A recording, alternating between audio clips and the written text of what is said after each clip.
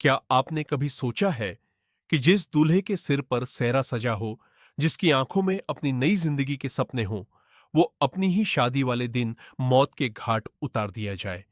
क्या आपने कभी कल्पना की है कि एक लड़की जो अपने दूल्हे का इंतजार कर रही हो, हाथों में मेहंदी लगाए, सज धज कर बैठी हो और अचानक खबर मिले कि उसकी बारात अब कभी नहीं आएगी क्योंकि दूल्हे की गोली मारकर हत्या कर दी गई है? और सोचिए, अगर इस हत्या के पीछे कोई दुश्मन नहीं बल्कि दुल्हन का अपना ही रिश्तेदार निकले तो? दोस्तों, आज की यह कहानी सिर्फ एक मर्डर केस नहीं है, बल्कि यह कहानी है प्यार, जुनून, अहंकार और खून से लिखी गई एक ऐसी साजिश की जिसने पूरे उत्तर प्रदेश को हिलाकर रख दिया। मैं हूं आपका दोस्त और आप देख रहे हैं निडर रिपोर्टिंग। उत्तर प्रदेश का जौनपुर जिला, जहां इन दिनों शादी विवाह का सीजन चल रहा था। हर गांव में बैंड बाजा, रोशनी, खुशियां और जश्न का माहौल था। लेकिन इसी खुशी के माहौल के बीच एक ऐसी घटना घटी जिसने हर किसी की रूह कंपा दी। ये कहानी है 22 वर्षीय आजाद बिंद की। एक ऐसा लड़का जो अपने परिवार की उम्मीद था, मेहनती था, सीधा साधा था, पुणे में रहकर एक प्राइवेट कंपनी में नौकरी करता था ताकि अपने परिवार को बेहतर जिंदगी दे सके। जौनपुर जिले के सराय ख्वाजा थाना क्षेत्र के बॉर्डर गांव में रहने वाले रामलखन बिंद का बड़ा बेटा आजाद। रामलखन एक साधारण किसान थे। जिंदगी भर खेतों में मेहनत करके उन्होंने अपने बच्चों को पाला। उनके 3 बच्चे थे, 2 बेटे और एक बेटी। परिवार ज्यादा अमीर नहीं था, लेकिन खुश था। फिर एक दिन रामलखन को लगा कि अब उनका बेटा शादी के लायक हो चुका है। रिश्ता तय हुआ खेतासराय थाना क्षेत्र के बीबीपुर गांव की रहने वाली सोनी बिंद से। सोनी सुंदर थी, समझदार थी और सबसे बड़ी बात, आजाद और सोनी एक दूसरे को पहले से जानते थे। करीब 2 साल पहले एक शादी समारोह में दोनों की मुलाकात हुई थी। पहले सिर्फ बातें हुई, फिर दोस्ती, फिर फोन पर लंबी लंबी बातचीत और धीरे धीरे दोनों एक दूसरे से प्यार करने लगे। प्यार इतना गहरा हो चुका था कि दोनों ने साथ जीने मरने की कस्में खा ली थीं। जब परिवार वालों को इस रिश्ते के बारे में पता चला तो शुरुआत में थोड़ी नाराजगी हुई, लेकिन आखिरकार दोनों परिवार शादी के लिए तैयार हो गए। 1 मई 2026 की तारीख तय हुई। घर में खुशियों का माहौल था। आजाद पुणे से छुट्टी लेकर अपने गांव आ चुका था। पूरा गांव शादी की तैयारियों में जुटा था। घर सज चुका था, रिश्तेदार आने लगे थे। हर तरफ हंसी खुशी थी। लेकिन इन्हीं खुशियों के बीच एक इंसान ऐसा भी था जिसे यह शादी बिल्कुल मंजूर नहीं थी। वो था प्रकाश बिंद, सोनी का ममेरा भाई। प्रकाश को शुरू से ही आजाद पसंद नहीं था। वो बार बार सोनी को समझाता था, आजाद अच्छा लड़का नहीं है, उससे शादी मत करो। लेकिन सोनी ने उसकी एक नहीं सुनी। फिर प्रकाश ने अपने परिवार को समझाया, लेकिन किसी ने उसकी बात को गंभीरता से नहीं लिया। धीरे धीरे प्रकाश के अंदर गुस्सा बढ़ता गया। उसे लगने लगा कि उसकी बात की कोई इज्जत नहीं है। उसका अहंकार टूट चुका था और यही अहंकार धीरे धीरे एक खतरनाक जुनून में बदल गया। बताया जाता है कि शादी से कुछ दिन पहले प्रकाश ने खुद आजाद को फोन किया था। उसने धमकी दी थी, अगर तुमने सोनी से शादी की तो अंजाम बहुत बुरा होगा। लेकिन आजाद ने उस धमकी को गंभीरता से नहीं लिया। उसे लगा शायद गुस्से में बोल रहा होगा। काश उस दिन आजाद समझ पाता कि यह सिर्फ धमकी नहीं, उसकी मौत की चेतावनी थी। 1 मई 2026, वो दिन जिसका इंतजार दोनों परिवार महीनों से कर रहे थे। शाम के करीब 8 बजे आजाद दूल्हा बन चुका था। सिर पर सेहरा, चेहरे पर मुस्कान, आंखों में सपने। बैंड बाजे के साथ बारात निकली। पूरा गांव नाच रहा था। परिवार वालों की खुशी देखने लायक थी। दूल्हे की गाड़ी सबसे आगे चल रही थी। उसी गाड़ी में आजाद के साथ उसका छोटा भाई आकाश और कुछ रिश्तेदार बैठे थे। पीछे 2 और गाड़ियां चल रही थी। सब कुछ बिल्कुल सामान्य लग रहा था, लेकिन किसी को नहीं पता था कि मौत उनका पीछा कर रही है। बारात गांव से लगभग 10 किलोमीटर दूर मनेछा गांव के पास पहुंची। अचानक दूल्हे की गाड़ी रुकती है, क्योंकि पीछे वाली गाड़ियां थोड़ी दूर रह गई थी।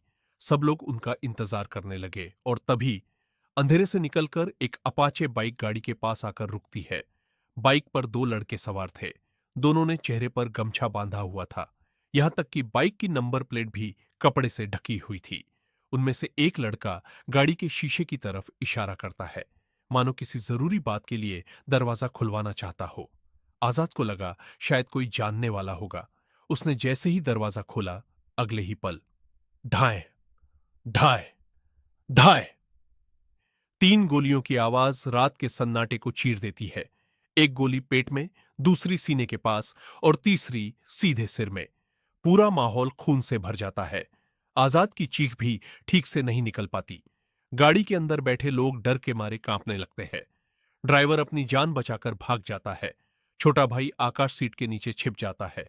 सब कुछ इतना तेजी से होता है कि किसी को समझने का मौका ही नहीं मिलता। और उधर दोनों हमलावर बड़े आराम से बाइक मोड़ते हैं और अंधेरे में गायब हो जाते हैं। पीछे से आ रही बारातियों की गाड़ियां जब वहां पहुंचती हैं, तो सामने का दृश्य देखकर सबके होश उड़ जाते हैं। दूल्हे के कपड़े खून से लाल हो चुके थे। रामलखन अपने बेटे को उस हालत में देखकर टूट जाते हैं।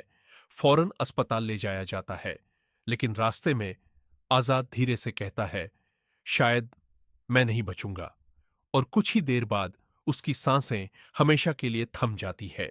जिस लड़के को दूल्हा बनकर अपनी दुल्हन को घर लाना था, उसकी लाश घर वापस लौट रही थी। उधर बीबीपुर गांव में सोनी दुल्हन बनी बैठी थी। हाथों में मेहंदी, आंखों में सपने। घर में रिश्तेदारों की भीड़ थी। खाना बन रहा था। सब बारात का इंतजार कर रहे थे। लेकिन तभी रात करीब 9:30 बजे एक फोन आता है और अगले ही पल सोनी के हाथ से फोन गिर जाता है। उसकी दुनिया उजड़ चुकी थी। उसे बताया जाता है, आजाद की गोली मारकर हत्या कर दी गई है। पूरा घर चीख पुकार से गूंज उठता है। खुशियां मातम में बदल जाती है। किसी को यकीन नहीं हो रहा था कि कुछ देर पहले जो लड़का दूल्हा बनकर निकला था, वो अब इस दुनिया में नहीं रहा। इधर पुलिस भी हरकत में आ चुकी थी। लेकिन सबसे बड़ा सवाल था, आखिर दूल्हे की हत्या किसने की और क्यों? पुलिस ने सबसे पहले छोटे भाई आकाश से पूछताछ की, लेकिन उसने सिर्फ इतना बताया, 2 लड़के थे, चेहरे ढके हुए थे, कुछ समझ नहीं आया। फिर पुलिस ने पुरानी दुश्मनी की जांच शुरू की। रामलखन ने बताया कि 3 साल पहले गांव के कुछ लोगों से झगड़ा हुआ था, लेकिन पुलिस को कोई ठोस सबूत नहीं मिला। फिर पुलिस ने आसपास के सीसीटीवी कैमरे खंगालने शुरू किए। कई घंटे की मेहनत के बाद एक फुटेज मिला। फुटेज में वही अपाचे बाइक दिखाई देती है और सबसे बड़ी बात, भागते समय दोनों बदमाशों ने चेहरे से गमछा हटा दिया था। अब उनके चेहरे साफ दिखाई दे रहे थे। पुलिस ने फोटो निकालकर परिवार वालों को दिखाए, लेकिन कोई पहचान नहीं पाया। और फिर पुलिस वो तस्वीरें लेकर सोनी के पास पहुंची। जैसे ही सोनी ने तस्वीर देखी, उसके पैरों तले जमीन खिसक गई। वो कांपने लगी। उसकी आंखें फटी रह गई। और फिर उसने जो कहा, उसे सुनकर पुलिस भी दंग रह गई। सोनी बोली, ये ये मेरा ममेरा भाई प्रकाश है और दूसरा उसका दोस्त रवि यादव। पूरे केस की दिशा बदल चुकी थी। अब पुलिस को समझ आ गया था कि यह कोई लूटपाट या सड़क किनारे हुई वारदात नहीं थी। यह एक प्लान्ड मर्डर था, एक ऐसी साजिश जो महीनों से तैयार हो रही थी। जब पुलिस प्रकाश के घर पहुंची, तो वो फरार था। रवि भी गायब था। अब पुलिस को पूरा यकीन हो चुका था कि यही दोनों आरोपी है। जांच में पता चला कि प्रकाश पहले से ही आपराधिक प्रवृत्ति का था। उसके खिलाफ कई मामले दर्ज थे। उसे अपनी बहन की शादी मंजूर नहीं थी। वो इस रिश्ते को अपनी बेइज्जती मान बैठा था और उसी अहंकार में उसने एक मासूम लड़के की जान ले ली, वो भी उसकी शादी वाले दिन। सोचिए दोस्तों, कितनी खतरनाक मानसिकता रही होगी उस इंसान की, जिसने सिर्फ अपने ईगो के लिए एक लड़की की जिंदगी बर्बाद कर दी। एक मां बाप से उनका बेटा छीन लिया, एक भाई से उसका सहारा छीन लिया। और सबसे दर्दनाक बात, जिस लड़की की डोली उठनी थी, उसी दिन उसके प्रेमी की अर्थी उठ गई। आज पूरे इलाके में गुस्सा है। लोग पुलिस से मांग कर रहे हैं कि दोनों आरोपियों को जल्द गिरफ्तार किया जाए और ऐसी सजा दी जाए जो समाज के लिए मिसाल बने। पुलिस ने दोनों पर 25-25 हजार रुपए का इनाम घोषित कर दिया है। जगह जगह दबिश दी जा रही है, लेकिन अभी तक दोनों फरार है। अब देखने वाली बात होगी कि आखिर कब तक ये आरोपी कानून से बच पाएंगे। दोस्तों, यह घटना सिर्फ एक खबर नहीं है, यह समाज के लिए एक बहुत बड़ा सवाल है। क्या किसी इंसान का अहंकार इतना बड़ा हो सकता है कि वो किसी की जिंदगी खत्म कर दे? क्या रिश्तों के नाम पर इंसानियत मर चुकी है? अगर आपको लगता है कि ऐसे अपराधियों को कड़ी से कड़ी सजा मिलनी चाहिए, तो इस वीडियो को ज्यादा से ज्यादा शेयर कीजिए ताकि यह आवाज हर जगह पहुंचे। और अगर आप चाहते हैं कि हम ऐसी ही सच्ची और दिल दहला देने वाली घटनाओं की तह तक जाकर सच आपके सामने लाते रहे, तो वीडियो को लाइक जरूर करें, चैनल निडर रिपोर्टिंग को सब्सक्राइब करें और बेल आइकॉन दबाना बिल्कुल मत भूलिएगा। मैं मिलता हूं आपसे फिर एक और सच्ची घटना के साथ। तब तक अपना और अपने परिवार का ख्याल रखिए।